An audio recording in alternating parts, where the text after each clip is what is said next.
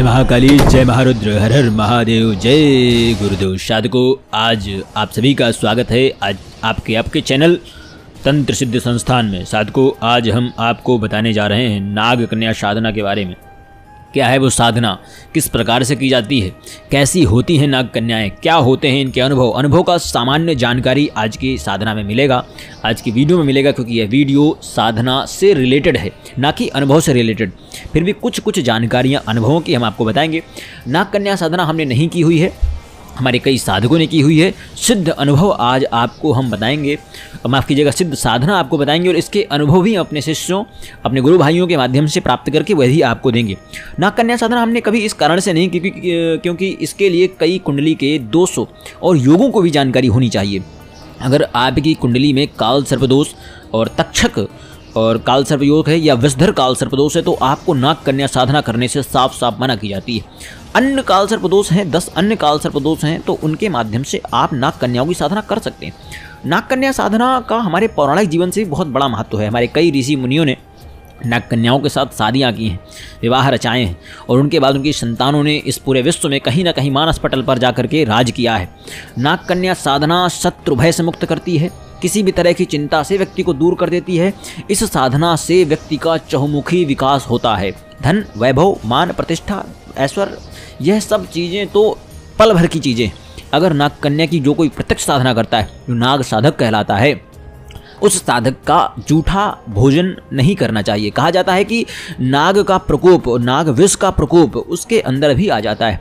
सबसे प्रथम बात यह कि नाग कन्या की साधना करने वाले व्यक्ति को पहले शेषनाग की साधना करनी चाहिए। शेषनाग, वही शेषनाग जिन पर भगवान विष्णु शैया लगा करके लेटे हुए हैं क्षीर सागर पर।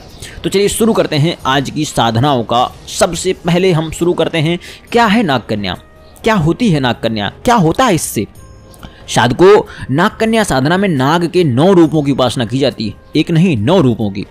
नाग कन्या साधना साधक शत्रु भय हो जाता है, किसी भी तरह की चिंता नहीं रहती, जैसा मैंने पहले बताया है।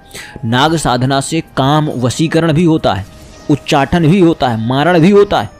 और एक और चीज़ है, इसकी साधना करके व्यक्ति किसी को वशीकरण करके उससे पैसे भी ले सकता है। यानी वशीकरण साधना का प्रयोग करके धन की प्राप्ति होती है। जिन जातकों की कुंडली में नाग दोष या काल सर्प दोष होता है, उन्हें बस नाग कन्या की साधना करनी ही चाहिए, बिल्कुल करनी चाहिए। इससे बहुत लाभ होता है। नाग देवता की कृपा से साधक के जीवन में धन, संपदा, प्रेम, ऐश्वर्य, मान, प्रतिष्ठा, पद, इन सभी की प्राप्ति होती है। नाग मंत्र साधना से साधक का चहुमुखी विकास होता है, जैसे मैंने पहले बोला, और उसके जीवन में मंगलमय चीज़ें होना शुरू हो जाती हैं। कोई भी शत्रु उसके आसपास नहीं आता है। किसी प्रकार का कोई धोखा देने वाला होता है, वो पहले ही समाप्त हो जाता है। जैसे एक समझ लो कि विषैले बाण जो छोड़ता है किसी व्यक्ति के लिए, वो व्यक्ति पहले ही समाप्त हो जाता है। उस व्यक्ति नाग कन्या साधक के बारे में गलत धारणा लेकर जो उसके पास जाएगा, उसका विनाश होना बिल्कुल तय है। साधकों, अगर कोई साधक जीवन में सबसे बड़ी आर्थिक सफलता प्राप्त करना चाहता है तो उसे शेषनाग की साधना करनी चाहिए। शेषनाग मैंने पहले बताया, वही है जो भगवान विष्णु के आसन के रूप में क्षीर सागर पर विख्यात रूप में शैया बनाकर लेटे हैं। उनकी आराधना करने से साधक को हर तरह के संकट से मुक्ति मिलती है। शेषनाग की साधना से भक्त को विशेष आर्थिक लाभ होता है। साधक को नौकरी, व्यापार आदि में आने वाली सभी बाधाएं दूर हो जाती हैं। बड़े से बड़ा लोन व्यक्ति का इस साधना से खत्म हो जाता है। इस नाग देवता की साधना से धैर्य और अभय जैसी मानसिक गुणों की भी प्राप्ति होती है। साधकों, नाग कन्या साधना में नाग के 9 रूपों की साधना का विशेष महत्व है, जैसे मैंने पहले बताया है। अगर कोई साधक किसी विशिष्ट कार्य के लिए नाग कन्या साधना करता है या करना चाहता है तो उसे नाग के विभिन्न 9 रूपों की साधना के बारे में जानकारी अवश्य होनी चाहिए। नागों के 9 रूपों की साधना करने के बाद ही आप नाग कन्या की साधना कर सकते हैं। इससे मार्ग सुगम हो जाता है। लोग सीधे नाग कन्या की साधना भी करते हैं, परंतु अगर वो उस नाग कन्याओं के साधनाओं से पहले 9 रूपों में नागों की सेवा कर लें, उनकी साधना कर लें, शेषनाग की साधना कर लें, तो नाग कन्या सुलभ हो जाती, बहुत सुलभ हो जाती है। अगर किसी व्यक्ति का जीवन भयाक्रांत हो गया हो, बहुत भय लगता हो, या राहु चंद्र की स्थिति हो उसकी कुंडली में, केतु चंद्र की स्थिति हो, राहु शनि और चंद्र एक साथ बैठ गए, बहुत भय वाली स्थिति है ऐसी स्थिति में, और उसे ऐसा लगता हो या उसे ज्ञात या अज्ञात किसी प्रकार का भय हो, उसे लगता हो कि कोई उस पर तंत्रबाधा आदि कर रहा हो, उसे कारकोटक नाग की साधना करनी चाहिए। कारकोटक की साधना करो या विषधर की कर लो, हमेशा के लिए भय से मुक्ति मिल जाएगी। इस साधना को पूरा करने वाला साधक और उसका परिवार किसी भी प्रकार के शत्रु, भय, बाधा तंत्र बाधा आदि से हमेशा के लिए मुक्त हो जाता है। अगर कोई साधक शिक्षा के क्षेत्र में बड़ी सफलता प्राप्त करना चाहता हो तो उसे वासुकी नाग की साधना करनी चाहिए। इस साधना से साधक को शिक्षा, नौकरी, हर मामले में आशा मिलती है और वो जो सोच रहा होता है उसी के अनुरूप कार्य होता है। अगर आप किसी परीक्षा में पास होकर बड़ा पद प्राप्त करना चाहते हैं, वासुकी नाग की साधना आपके लिए बहुत फलदायी होगी, आपके लिए चमत्कारिक लाभ देगी। इस साधना से साधक के मस्तिष्क बुद्धि का चहुमुखी विकास होता है, उसकी स्मरण शक्ति में अपार वृद्धि होती है। एक बार पढ़ लेता है वो याद हो जाता है। कई बार ऐसा होता है कि व्यक्ति के विवाह नहीं होता, बहुत हमारे पास लोग ऐसे आते हैं कि विवाह नहीं हो रहा है, क्या करें। हम देखते हैं कि शनि बैठे हुए सप्तम पे राहु के साथ युति बनाकर बैठ गए कि तू सामने से सप्तम पर दृष्टि मार रहा है, डिटैचमेंट की अवस्थाएं बनाता है और शनि बैठ करके देरी करवाता है। ऐसे में क्या करना चाहिए? विवाह नहीं होने की स्थिति में साधक पद्मनाग की आराधना करे। पद्मनाग की साधना करने वाले साधक में वशीकरण की शक्ति आ जाती है। इसे देखता है वो वशीकरण हो जाता है, आकर्षित हो जाता है उस व्यक्ति की ओर। अगर किसी व्यक्ति की लाख कोशिश करने पर भी शादी नहीं हो रही है या संतान प्राप्त नहीं हो रही है तो उसे पद्मनाग की साधना करने से अभूतपूर्व लाभ मिलते हैं, उसे करनी ही चाहिए। और मैं कहूंगा कि कोई भी साधक को जो अपना चौमुखी विकास चाहता है, हर क्षेत्र में सफलता चाहता है, उसे 9 नागों की साधना करने के पश्चात नाग कन्या साधना एक बार अवश्य करनी चाहिए। आरोग्य की प्राप्ति हेतु, शरीर में होने वाले किसी प्रकार विकार से रोग की मुक्ति हेतु भक्तों को कंबल नाग की आराधना करना अनिवार्य है। अगर आपको विश्व भ्रमण में रुचि हो तो आपको शंखपाल नाग की साधना करनी चाहिए। इस साधना से व्यक्ति विश्व भ्रमण के मार्ग में आने वाली हर बाधाओं को आसानी से पार कर लेता है। एक और चीज, कंबल नाग के बारे में, इनकी साधना सरल नहीं है। इनकी साधना में बहुत प्रॉब्लम आती है। लोग बहुत ऐसा होता है कि साधना करते करते व्यक्ति को कोई गंभीर बीमारी हो जाती है और वो खत्म नहीं होती। लेकिन अगर साधना उसने उचित प्रकार से खत्म की है तो बीमारी भी साधना खत्म करते ही समाप्त हो जाती है। उचित नियमों का पालन करते हुए अगर कंबल नाग की साधना की गई तो जिन बीमारियों पर जिन दवाइयों का असर भी नहीं हो रहा था, वो बिना दवाइयों के ही साधना से ही वो बीमारियां दूर भाग जाएंगी। कंबल साधना करने वाले साधक का कायाकल्प हो जाता है और वह पूर्ण स्वस्थ हो जाता है। जिस व्यक्ति को शत्रु का भय रहता हो उसे तक्षक नाग की साधना करनी चाहिए।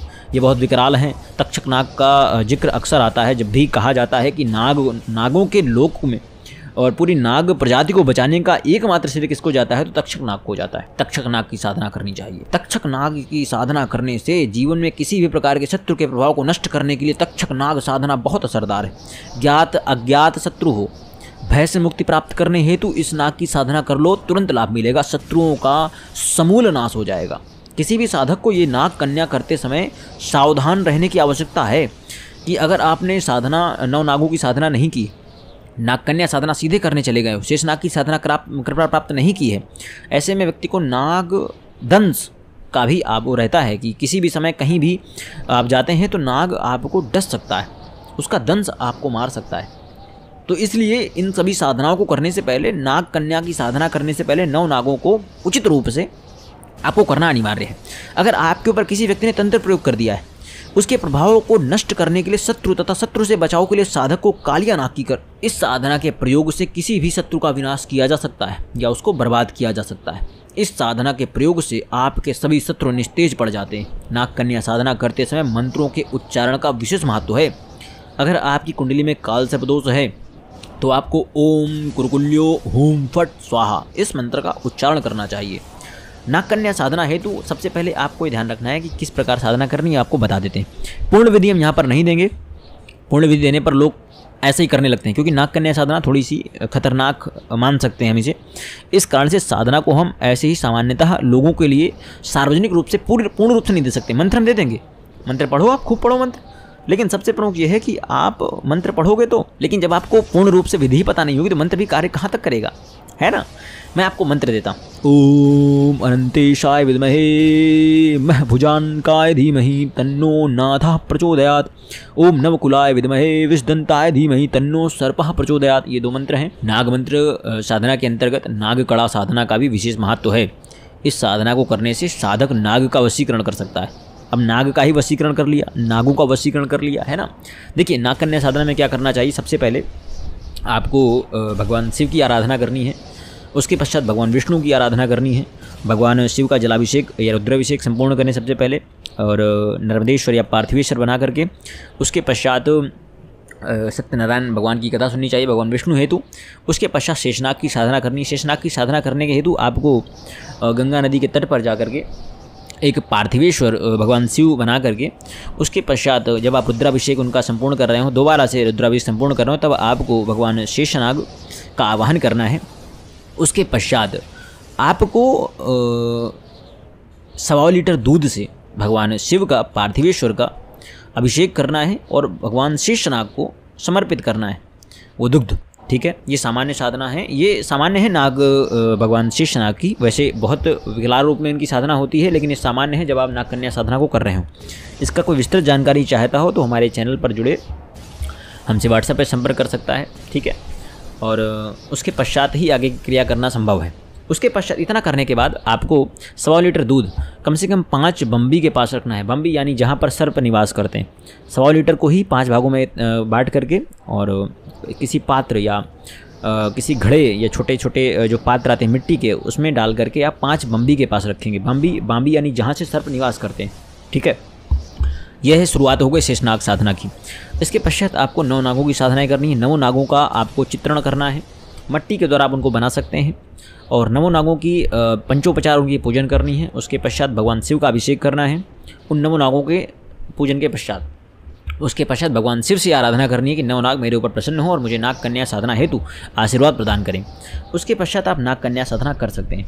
ठीक है, अब आपको मैं बताता हूँ कि नाग मंत्र साधना के अंतर्गत जैसे जो नाग कड़ा का विधान था, उस साधना के लिए क्या करना चाहिए। उस साधना से तो व्यक्ति किसी ना किसी का वशीकरण भी कर सकता है। एक और चीज़ है, किसी व्यक्ति को जिसने नागों के उसमें जाकर के बाम्बी के आसपास अगर उसको नाग ने काट लिया हो या कहीं भी काट लिया हो, जिसे नाग ने काटा हो, उसका इलाज भी कर सकता है। नागों को वश में करने के लिए उसे कील लगाना होता है। जब कोई साधक विधि पूर्वक नाग कड़ा का जप करता है तो नाग उसके सम्मुख आकर बैठ जाता है। जब साधना पूरी हो जाती है तो नाग किसी बाम्बी के पास ले जाकर छोड़ देना चाहिए और कील मुक्त कर देना चाहिए। नाग कड़ा साधना के लिए साधक को किसी नदी या तालाब के किनारे बैठकर यह साधना करनी है। इस साधना को करने के लिए घी का दीपक, फूल और दूध की आवश्यकता होती है। एक शांत जगह बैठकर अगरबत्ती लगा दे, घी का दीपक जला दे, थोड़े से फूल अर्पित कर दे। उसके पश्चात नाग कड़े का उच्चारण करें। नाग मंत्र साधना को करते समय सबसे ध्यान रखना है, आपको नियमों की अनदेखी बिल्कुल नहीं करना है, क्योंकि किसी भी तरह की लापरवाही या अति आत्मविश्वास से हुई गलती लाभ की जगह हानि उठानी पड़ सकती है। बहुत ध्यान देने वाली बात है। 2 मंत्र मैंने ऊपर आपको दिए। सबसे पहला मंत्र था ओम अनंतेशाय विद्महे महाभुजनकाय धीमहि तन्नो नाथा प्रचोदयात्। ये नाग मंत्र है, नाग कन्या साधना का मंत्र है। दूसरा है ओम नवकुलाय विद्महे विषदंताय धीमहि तन्नो सर्पः प्रचोदयात्। ये नाग कड़ा का मंत्र है। दोनों मंत्र आपको प्रदान कर दिए हैं। पर ये साधना व्यक्ति को, ये वीडियो जो आज का रहेगा ये केवल इन्फॉर्मेशन बेस्ड है और इसको कोई साधना ऐसे ही करने मत बैठ जाए। इसकी साधना है तो विस्तृत कुंडली विश्लेषण और विस्तृत ऑरा स्कैनिंग, कोई तंत्र बाधा आदि व्यक्ति के पास तो नहीं है। और खासकर काल सर्प दोष निवारण स्पेशली आपको चीज़ें करनी पड़ेंगी। उसके पश्चात ही आप आगे बढ़ सकते हैं इस साधना में। नाग कन्या से रिलेटेड 2 से 3 वीडियोज़ और हम लेकर आएंगे, लेकिन अभी के लिए इतना ही। आशा करता हूँ कि आपको आज मैं समझा पाया हूँ। जय महाकाली, हर हर महादेव। एक और चीज़ मैं बताऊँ आपको, हर हर महादेव। कोई कुंडली विश्लेषण कराना चाहते हो वो हमसे संपर्क कर सकता है व्हाट्सएप पर। आपके सामने स्क्रीन पर नंबर शो हो रहा होगा 7860718507। जय महाकाली, हर हर महादेव, जय गुरुदेव।